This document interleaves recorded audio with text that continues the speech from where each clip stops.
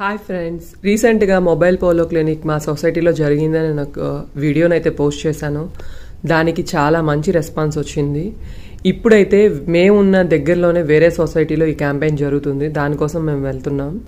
అక్కడ క్యాన్సర్ స్క్రీనింగే కాదండి, dental, ECG, BP, sugar and thyroid ఇలాంటి ట్రీట్మెంట్స్ అన్నీ చేస్తున్నారు.